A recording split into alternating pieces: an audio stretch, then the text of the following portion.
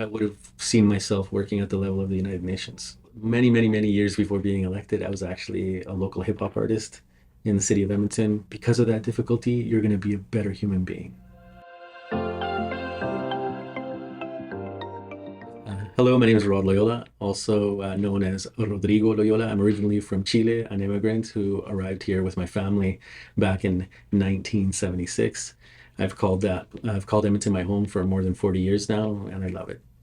Challenges of being a full-time politician are having enough time to spend with family, because we're constantly being requested to be at different events. So juggling time and knowing when, you have to be very intentional about spending time with family. Yeah, so that's one of the challenges that I would say is the biggest. I really loved English. So learning how to communicate, I would say, learning how to write, reading comprehension. I also loved the social studies, of course. So learning about history, learning about politics itself, which then eventually led me to study those in university.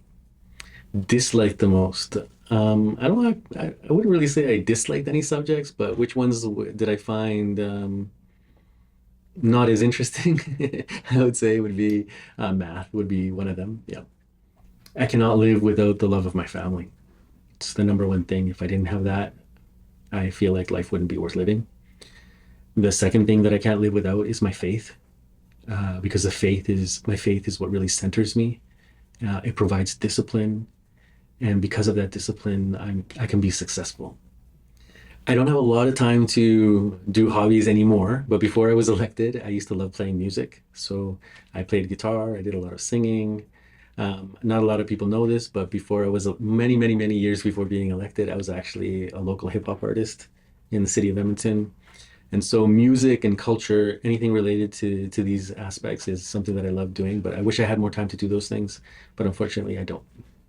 Oh, I have many favorite songs. A lot of them are songs in Spanish.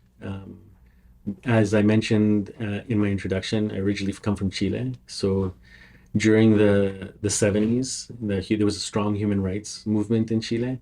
And with that came a whole wave of cultural music. And so a lot of the music from that time period is something that I still listen to this day, even though it's been more than, 50, 60 years.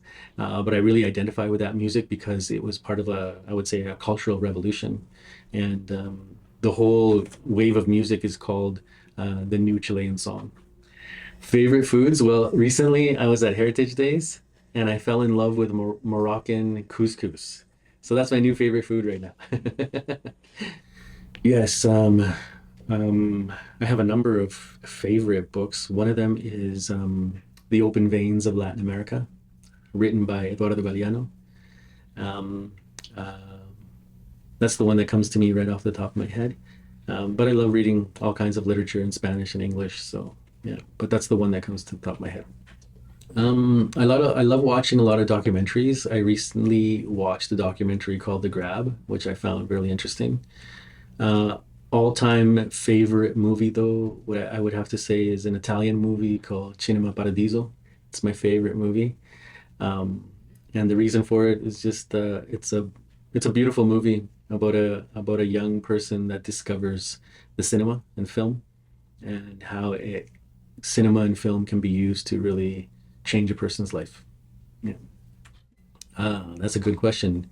I think that if not a politician, then I would have sought to be the best human rights advocate in the entire world, whether most likely working for a nonprofit organization that deals with human rights work.